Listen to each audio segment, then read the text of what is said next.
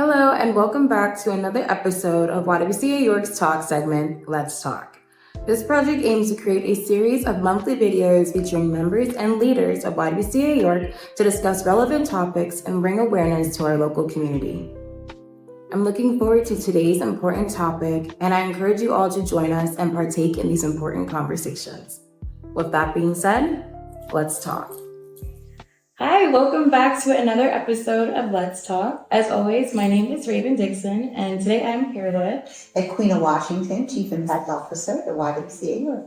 And so with everything that's going on here, I think it's important for us to talk about our current budget impasse. First and foremost, can you tell me a little bit more about YWCA York and what goes on here specific to victim services? Sure. Here at YWCA York, we have a victim services program that encompasses services for survivors of domestic violence, sexual assault, and human trafficking. And within that, we provide a 24-hour hotline. We also provide a 24-hour housing shelter for our survivors and their families. We also provide transitional housing as well. We do provide counseling services for those that are in need, and that's for all victims and survivors of violence, our counseling services. And we do also provide legal services for those who are in their legal services. And we do have a community education arm that provides community education to ensure that we are advocating in our community. Okay, thank you. Why would you say it's important that some of these services are free of charge to your residents? It's very important because you may have survivors and their families who do not have the financial resources or access to these services. And so providing the services free of charge to them, although it's not free to us here at the YWCA York, but it's free to our survivors and their families. So providing the service free of charge for them provides them with access and provides them with the ability to seek healing and be safe. So a way of giving back into them. Yes. How has the state budget impasse directly affected YWCA York and its services provided? It tremendously has impacted us, specifically to our victim services department. It has limited us in the resources that we're able to provide. We receive direct funding from the state to ensure that we are able to provide services for our survivors of domestic violence, sexual assault, and human trafficking, to ensure that they have safe housing, to ensure that they have counseling services, also legal services, and also to ensure that we are able to provide community education and advocacy into our community. And so with the budget impasse, that could call for us to have to lay off staff. It could call for us to have to limit the amount of survivors that we're able, and their family members that we're able to hold in our emergency shelter or our transitional housing program. Okay. And are there any steps that YWCA York is taking currently to try to combat that? Yes. Currently, I know our CEO has spoke with senators and state representatives. I know that we are encouraging our community at this time. They are more than welcome to donate to YWCA York. They can go to our website at ywcayork.org to donate. And also just encouraging them to call their state senators as well and demand for them to pass the budget.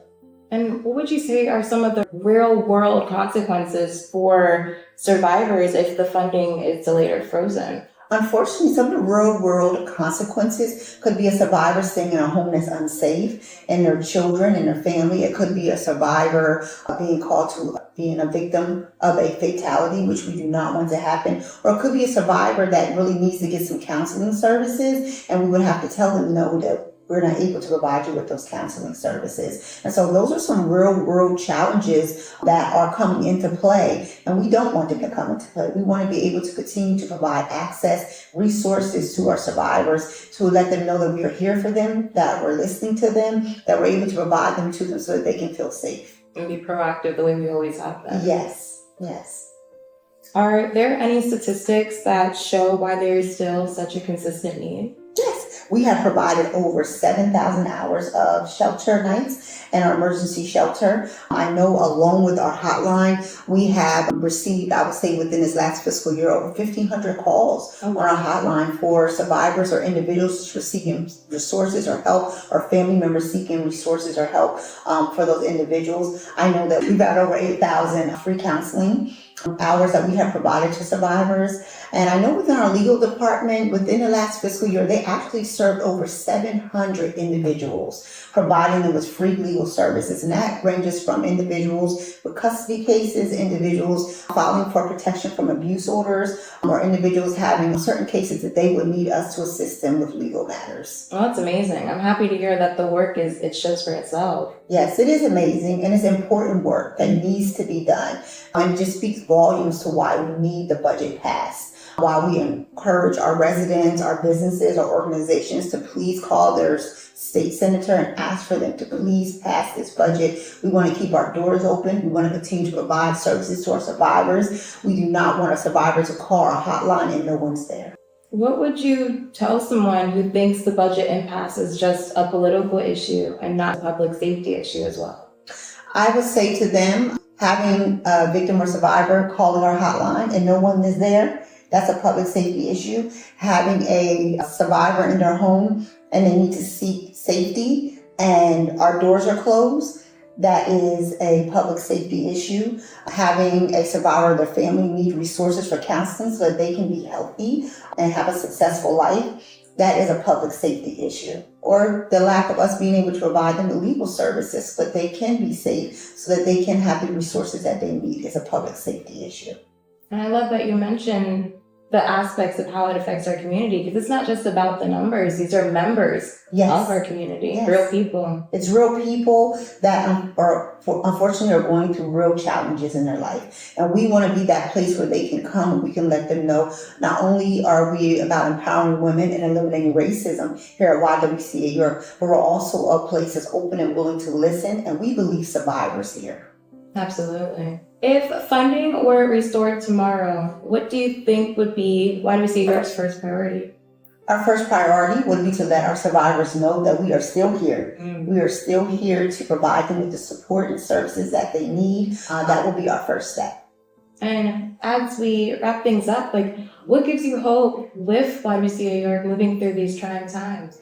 What gives us hope is that we have caring and compassionate associates here at the YWCA York, and we have a caring and compassionate community here in York County that knows that we are one of the providers of comprehensive services for survivors of domestic violence, sexual assault, and human trafficking. And so that is one of the several things that gives us hope. Well, I thank you so much for coming on Let's Talk today. Thank you for having me. Absolutely. Thank you. Thank you for tuning in to today's episode of Let's Talk. We hope you found the discussion valuable and thought-provoking. Don't forget to follow our social medias and make sure to hit that notification bell so you can stay tuned when we have new episodes coming out. Your feedback is extremely important to us, so don't forget to leave your comments down below on what you would like to see next. Let's continue the conversation and keep working towards positive change together. Thank you. And until next time, I'm Raven Dixon. Let's keep talking.